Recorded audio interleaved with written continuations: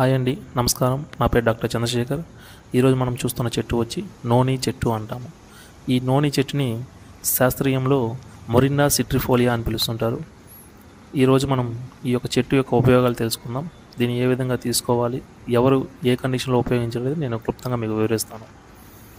ఇది ఎక్కువగా మీకు రోగనిరోధక శక్తి, ఇమ్యూనిటీ పవర్ని పెంపొందించడంలో చాలా అద్భుతంగా పనిచేస్తుంది. తద్వారా మీరు వ్యాధుల నుంచి రక్షించి పొందుతారు. అంతేకాకుండా వాపులు అంటే ఎక్కడైనా కీళ్ళ జాయింట్స్ పెయిన్స్ ఉన్న దగ్గర కానీ, లేదు ఆర్థరైటిస్ ఉన్న వాళ్ళు కానీ, వాపులు రావడం కానీ, నొప్పి ఉన్న వాళ్ళు కానీ దీని యొక్క పండు తీసుకుంటే దివ్యంగా మీకు ఆ నొప్పి నుంచి, వాపు నుంచి ఉపశమనం అనేది కలిగిస్తుంది. అలానే ఇది జీర్ణక్రియని పెంపొందించడంలో సహాయపడుతుంది. అంటే గ్యాస్ ఫామ్ అయిన వాళ్ళు కానీ, ఆమం ఫామ్ అంటే అజీర్ణం ఉన్న వాళ్ళు కానీ, మలబద్ధకము ఎక్కువగా మోషన్ రాకుండా ఉండడం అనే వాళ్ళు కూడా దీన్ని ఉపయోగించడం వల్ల చాలా అద్భుతంగా రిజల్ట్ అనేది చూడవచ్చు. అంతేకాకుండా హృదయ సమస్యలకు అంటే రక్తపోటుని తగ్గించడంలో సహాయపడుతుంది. అలాగనే ఆ రక్తంలో ఉన్నటువంటి కొలెస్ట్రాల్ స్థాయిని సరిచేయడంలో కూడా ఇది దివ్య ఔషధంగా పనిచేస్తుంది.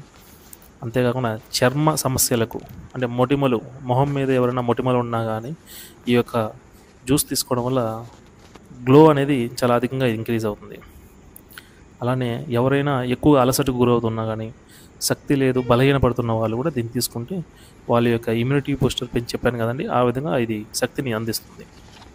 ఇంకోటి ప్రధానంగా ముఖ్యంగా కనుక చూసుకుంటే ఇది క్యాన్సర్ను నివారించడంలో చాలా అద్భుతంగా పనిచేస్తుంది. ఎందుకంటే దీంట్లో యాంటీ ఆక్సిడెంట్స్ అనేది ఫ్రీ రాడికల్స్ వల్ల కలిగే నష్టాన్ని తగ్గిస్తుంది కాబట్టి. అందువల్ల ఇది క్యాన్సర్కు దివ్య ఔషధంగా పనిచేస్తుంది. అందువల్ల ఇది ఈ రోజుల్లో మార్కెట్లో అయితే చాలా అధిక కాస్ట్ పెట్టి అమ్ముతున్నారన్నమాట. అంతేకాకుండా మధుమేహం అంటే షుగర్ ఉన్న పేషెంట్లకి దివ్య ఔషధంగా పనిచేస్తుంది.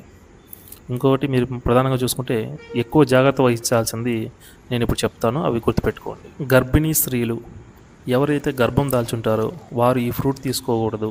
డాక్టర్ని సంప్రదించకుండా ఈ పళ్ళు తీసుకోకూడదు అనమాట. అంతేకాకుండా ఎవరైతే పాలు ఇస్తుంటారో పాలు ఇచ్చే తల్లులు అనమాట, ఈ పాలు ఇచ్చే తల్లులు కూడా ఈ యొక్క ఫ్రూట్ని డాక్టర్ని సంప్రదించి తీసుకోవాల్సి ఉంటుంది, లేదంటే పూర్తిగా తీసుకోకపోవడం మంచిది.